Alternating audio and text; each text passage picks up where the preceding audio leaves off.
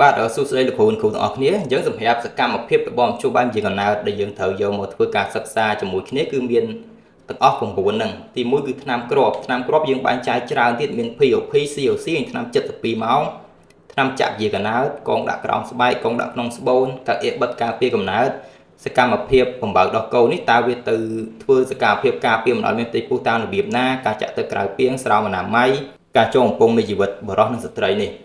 យើងនៅក្នុងវីដេអូនេះយើងនឹងធ្វើការសិក្សាទាក់ទងជាមួយនឹងសកម្មភាពបានន័យថាជា mechanism of action របស់ថ្នាំយាកណាតពូកន្លងមកយើងដឹងថាថ្នាំយាកណាតប្រើទៅគឺការពារមិនឲ្យមានផ្ទៃពោះប៉ុន្តែលោកគ្រូមានដែរដឹងថាថ្នាំយាកណាតរបស់យើងបន្ទាប់ពីលេបទៅវាទៅធ្វើសកម្មភាពកន្លែងណាទើបទប់ឬក៏ការពារមិនឲ្យមានផ្ទៃពោះបានថ្នាំចាក់ក៏ដូចគ្នាដែរពេលដែលយើងចាក់ទៅតើវាទៅធ្វើសកម្មភាពម៉េចបានអាចការពារមិនឲ្យមានផ្ទៃពោះបានហើយតាក់ទងមួយកងដាក់ក្រោមស្បែកកងដាក់ក្នុងស្បូនប្រភេទទួងដៃនេះវាទៅធ្វើសកម្មភាពម៉េចបានអាចការពារមិនឲ្យមានផ្ទៃពោះបានកៀកនេះក៏ដូចគ្នាហើយការបំបើកដោះកូននេះតើគ្រាន់តែការបំបើកដោះកូនទៅហេតុអីបានអាចប្រើជាមធ្យោបាយនិយាយកំណើតបានតើវាទៅការពារមិនឲ្យមានផ្ទៃពោះបានតាមរបៀបណាហើយការចងបំពង់នៃជីវិតបរិសុទ្ធស្ត្រីនេះតើសកម្មភាពរបស់វាម៉េចអញ្ចឹងមុននឹងយើងទៅធ្វើការសិក្សាខ្ញុំសូមចូលនៅសំណួរដល់លោកគ្រូនិកូសិនដើម្បីធ្វើការគិតលេងទៅបើសិនលោកគ្រូនិកូគិតថាសំណួរនេះល្អយើងនឹងបន្តសិក្សាជាមួយគ្នាតោះអញ្ចឹងសម្រាប់សំណួរទាំងអស់គឺមាន16សំណួរអញ្ចឹងសម្រាប់សំណួរចំនួន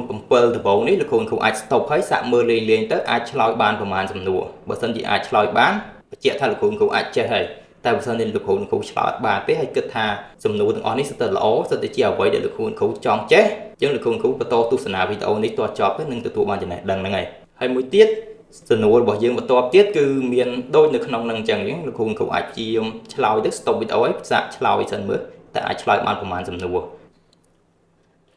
អញ្ចឹងសម្រាប់ក្រុមដែលខ្ញុំធ្វើការចែករំលែកជូនលោកគ្រូគឺនៅក្នុងក្រុមនេះគឺមានវីដេអូសរុបទាំងអស់ចំនួន18វីដេអូដែលកន្លែងនេះគឺជាក្រុមបើសិនជាលោកគ្រូបន្តពីជួញហើយចូលរួមក្រុមជាមួយខ្ញុំហើយបើសិនជាមានចង្អល់អាចចុចចូលទៅក្នុងក្រុមហ្នឹងដើម្បីធ្វើការពិភាក្សាគ្នាទាក់ទងជាមួយសំណួរហើយសម្រាប់វីដេអូរបស់យើងអ្វីដែលយើងនឹងសិក្សាក្នុងក្រុមនេះវីដេអូទី1នេះគឺនិយាយទាក់ទងជាមួយនឹងប្រភេទមធ្យោបាយនិយាយកំណើតដែលយើងត្រូវយកមកធ្វើការសិក្សាសម្រាប់វីដេអូនេះវីដេអូទី2នេះគឺយើងនិយាយពីដំណើរការនៃការមករដូវធម្មតាព្រោះពេលដែលលោកគ្រូយល់ពីដំណើរការនៃការមករដូវធម្មតានៅពេលយើងសិក្សាអំពីសកម្មភាពរបស់ថ្នា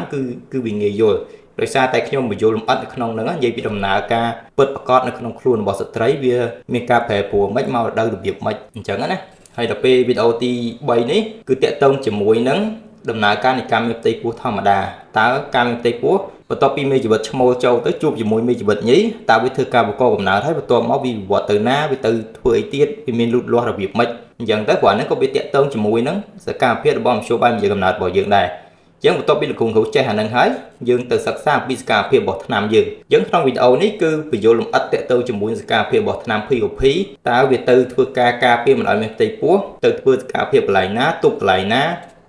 ាថ្នាំ CLC ក៏ដូចគ្នាដែរវាមានចំនួនទី1ទី2ហើយបានមានថ្នាំវិញ្ញាណច្រើនដូចជា Yasmin, Mary, Yan 35អានឹងមានក្រុមរបស់វាចំនួនទី1ចំនួនទី2ហើយសកម្មភាពរបស់វាក្នុងការការពារមិនឲ្យមានកូនហ្នឹងគឺវាទៅទប់កន្លែងណាធ្វើការកន្លែងណាហើយមួយទៀតតើទៅមួយថ្នាំ72ម៉ោងវាមានសកម្មភាពម៉េចបានអាចការពារមិនឲ្យមានផ្ទៃពោះបាន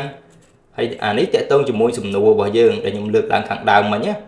6សំណួរហ្នឹងខ្ញុំលើកយក6សំណួរសិនហើយដល់ពេលវីដេអូនេះគឺតាក់ទងជាមួយនឹងការបកស្រាយនៅសំណួរចម្លើយហ្នឹងទាំងអស់គ្នាហើយតាក់ទងមួយវីដេអូមួយនេះគឺខ្ញុំបញ្យល់លម្អិតតាក់ទងជាមួយនឹងថ្នាំចាក់វិទ្យាកណើតមាន Depo Provera ហើយនឹងថ្នាំចាក់ប្រភេទ CIC លោកគ្រូក៏phảiឆ្ងល់ហើយអញ្ចឹងដើម្បីដឹងច្បាស់ពីថ្នាំហ្នឹងអាចចូលក្រុមជាមួយខ្ញុំបានដើម្បីសិក្សាយកចំណេះដឹងទាំងអស់គ្នាហើយសម្រាប់វីដេអូនេះយើងសិក្សាអំពីសកម្មភាពរបស់កងដាក់ក្រោមស្បែកអានេះយើងសិក្សាអំពីសកម្មភាពរបស់កងដាក់ក្នុងស្បូនកងដាក់ក្នុងស្បូនដែលមានជាតិអុកម៉ូនទៅការពារមិនឲ្យមានកូនមិនកងដាក់ក្នុងស្បូនដែលមិនមានជាតិអុកម៉ូនដូចជាកងដាក់ក្នុងស្បូនប្រភេទទួងដៃនេះគឺវាទៅការពារមិនឲ្យមានផ្ទៃពោះតាមរបៀបម៉េចហើយអានេះតើទៅមួយកអៀបិទការពារកំណើតវាទៅធ្វើសកម្មភាពការពារមិនឲ្យមានផ្ទៃពោះតាមរបៀបម៉េចគឺខ្ញុំបញ្យល់លម្អិតតាមដំណើរការពិតប្រាកដរបស់ថ្នាំបើយើងនិយាយទៅគឺ mechanism of action របស់ថ្នាំណាហើយដល់ពេលអានេះតើទៅជាមួយនឹងការបំបើកដោះកូនតើការបំបើកដោះកូនហើយបានការបំបើកដោះកូននោះវាអាចប្រើជាមធ្យោបាយវិទ្យាកណើតក្នុងការការពារមិនឲ្យមានផ្ទៃពោះបានតើវាទៅទប់កន្លែងណាវាទៅធ្វើការកន្លែងណាវាភ្ញួយកន្លែងណាបានអាចការពារបានហើយនេះការចាក់ទឹកក្រៅពាងស្រោមអនាម័យហើយនឹងការចូលកំពង់មេជីវិតមានមេជីវិតបុរសមានជីវិតស្ត្រីអញ្ចឹងទៅហ ហើយបន្ទាប់ពីចប់ហើយយើងធ្វើការពិភាក្សាសំណួរគ្នាបន្ថែមទៀតដូចខ្ញុំលើកនៅខាងដើមអញ្ចឹងបើសិនជាលោកគ្រូមើលសំណួរខាងដើមមិញហើយគិតថាល្អអាចចូលរួមក្រុមជាមួយខ្ញុំដើម្បីសិក្សាជាចំណេះដឹងទាំងអស់គ្នា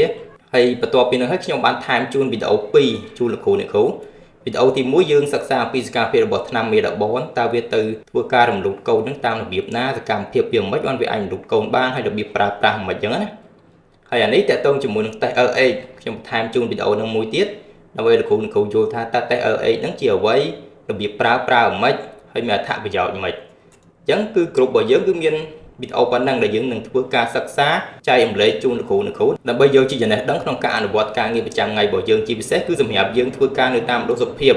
គឺសំខាន់មែនទែនព្រោះតេតទៅជាមួយថ្នាំវាកណើតហើយនឹងសំណួរទាំងអស់នេះយើងអាចយកទៅបកស្រាយបញ្យល់ជូនអ្នកជំងឺបានអញ្ចឹងបើសិនជាលោកគ្រូចង់ចូលរួមក្រុមអាចតេតងតាម Telegram របស់ខ្ញុំដាក់ខាងលើហ្នឹងទៅហើយតេតងជាមួយនឹងតម្លៃគឺលោកគ្រូគ្រាន់តែធ្វើការឧបត្ថម្ភខ្ញុំត្រឹមតែម្នាក់$5ទៅគឺអាចសិក្សាបានហើយព្រោះអានេះខ្ញុំមិនមែនយកថ្លៃបរិញ្ញាបត្រទេគឺខ្ញុំចង់ឲ្យលោកគ្រូធ្វើការឧបត្ថម្ភពីព្រោះការផលិតវីដេអូនេះគឺខ្ញុំបានចំណាយពេលវេលាច្រើនហើយនឹងចំណាយលុយកាក់ខ្លះក្នុងការចំណាយទៅលើកម្មវិធីកាត់វីដេអូកាត់អីហ្នឹងគឺវាអស់លុយគួរសមដែរហើយបើនិយាយពីវីដេអូនេះទំហំរបស់ខ្ញុំផលិតបានទាំងអស់ហ្នឹងគឺចំណាយពេលខ្ទង់ប្រហែលជា4ខែដោយសារយើងរវល់ការងារផងយើងឆ្លៀតធ្វើវាបន្តិចទៅដើម្បីចែករំលែកជូនលោកគ្រូដែលធ្វើការនៅតាមមណ្ឌលសុខភាព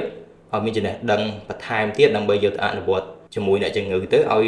មានប្រសិទ្ធភាពល្អជាងមុនអញ្ចឹងណាអញ្ចឹងបើសិនជាលោកគ្រូមានចំណាប់អារម្មណ៍អាចតាក់ទងមក Telegram របស់ខ្ញុំដែលខ្ញុំដាក់ខាងលើហ្នឹងបន្ទាប់ពីនោះមកខ្ញុំអាច add អ្នកគ្រូចូលទៅក្នុងក្រុមរបស់យើងនេះអាចធ្វើការសិក្សាបានហើយគ្រាន់តែចុច join ភ្លាមគឺវីដេអូទាំងអស់ហ្នឹងលោកគ្រូអាចទស្សនាបានយកជាចំណេះដឹងទាំងអស់ហ្នឹងអញ្ចឹងក្នុងវីដេអូនេះខ្ញុំសូមបញ្ចប់ប៉ុណ្ណឹងសូមអរគុណសូមជម្រាបលា